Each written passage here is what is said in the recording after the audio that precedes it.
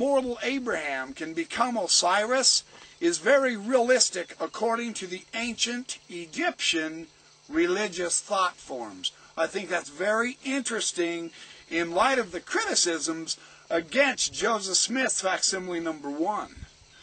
They want to make it an either-or. Well, this can't be Abraham because it is Osiris. Point blank, it can be Abraham because Abraham is Osiris. Now, this idea of the deification of a mortal, this is understood specifically of Abraham, Isaac, and Jacob in the Doctrine and Covenants, section 132 also. So this is a good parallel with the LDS understanding of Abraham's ultimate fate. We are commanded to do the works of Abraham as well.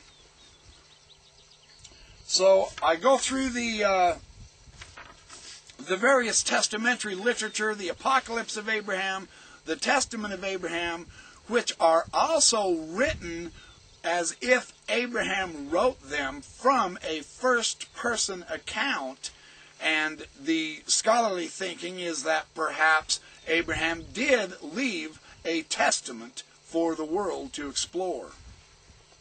Now, another scholar, it's very interesting that in the New Testament bosom of Abraham, this story in Luke chapter 9, according to K. Grobel, he declared that in Luke 9, the bosom of Abraham is based upon an Egyptian tale. Abraham must be a Jewish substitute for the pagan god Osiris. He further notes that the Ackerhelm observed Abraham is conceived, of course, to be the speaking tube of God. He is indeed and more. He is the very seat of divine authority, Abraham. He is based on the pagan model of Osiris, but Abraham is the very seat of authority, for he was originally the lord of Ament, Osiris.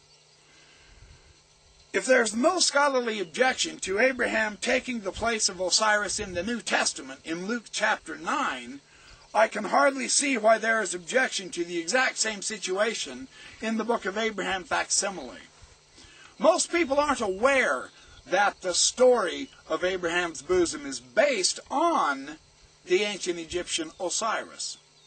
So Joseph Smith seems to be in pretty good company when he equates Abraham with Osiris on that lion couch. It's not such an odd situation after all.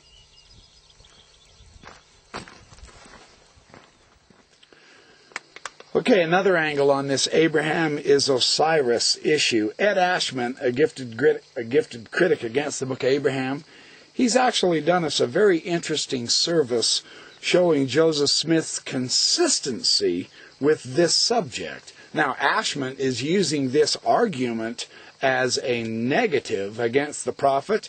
I'm using this argument as a demonstration of the perfect consistency of Joseph Smith in identifying Abraham with Osiris. What Ashman did is, in the Egyptian alphabet and grammar, he showed Joseph Smith consistently translated the word Abrom and in the first degree as Abraham with the hieroglyphics of Osiris. And he's using this as a wedge against Joseph Smith, but Joseph Smith is consistent here. And it's a direct target of Osiris, in the hieroglyphics. The question is, how could Joseph Smith have read any of the many of the hundreds of hieroglyphs that he had in his possession, and how could he consistently pick the correct ones that were associated with Abraham and with the Egyptian principle that Abraham, or any other mortal, could and was considered to be an Osiris? You see, instead of being a liability, Ashman's work is a pure bonus for us in this regard. And what I want to do, here comes amateur hour. I'm going to show you the hieroglyph. Here we go. This is, is that focused? This is the hieroglyph that perfectly shows this is how it was in Egyptian alphabet and grammar. And this is how Joseph Smith transcribed the hieroglyph. And this is how it actually is drawn in Egyptian.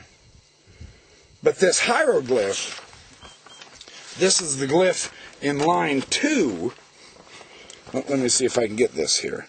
This is the glyph here. This is the hieroglyph of line 2 in the Joseph Smith Papyri 1 and 1. This is how Joseph Smith transcribed the hieroglyph, right there, in the alphabet and grammar.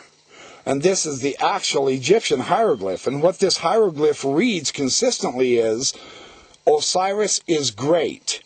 This is the hieroglyph that Joseph Smith identified with Abraham. And he does it consistently.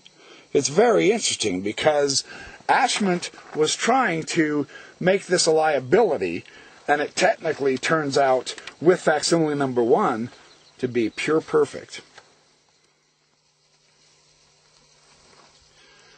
Now, what fascinated me as I was exploring this issue of Abraham as Osiris on the lion couch is a second related argument that is actually a beautifully consistent second related option into understanding the ancient Egyptian thought forms with their religious practices. And this is the criticism in relation with facsimile number 1 against Abraham being Osiris, which he easily could have been.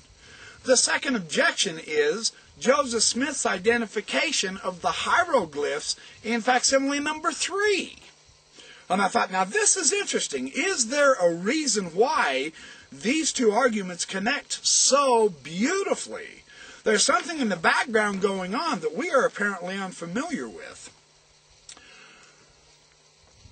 The argument is based upon Joseph Smith's incomplete description. I'll put it that way. He did not give us the entire background of the Egyptian thinking. He didn't give us a sum total understanding of the Egyptian nature and their religion. He basically gave us short, succinct descriptions in our facsimiles. He calls them explanations. This is not a doctoral dissertation. This is, in the least amount of time, giving us the core information. I wish he would have given us a lot more background. I wish he would have given us a whole lot more background, but we're stuck with his just ever so brief descriptions. So we have to flesh it out. And when we flesh out the descriptions, it is extremely interesting how well Joseph Smith's explanations appear to be after all. And this is the problem. Critics appear, to me anyway, oh, it's a beautiful morning. Wow, what a setting to be in. I'm a very blessed man to be in these mountains. Anyway, what was I talking about? Criminy. Lost my train of thought looking at the beauty of the creation, man. Joseph Smith did not give us a full analysis. And this is why the critics appear to be so powerful in their arguments, because they don't give us an analysis of the Egyptian materials either. When have you ever heard a critic actually explain the religious background of who is Osiris? Who is Anubis? What is that hypocephalus? They'll tell you some basics, but they never do get into the figures. See, this is the other thing. Joseph Smith, in discussing what the figures in facsimile number 2, the round picture, the hypocephalus,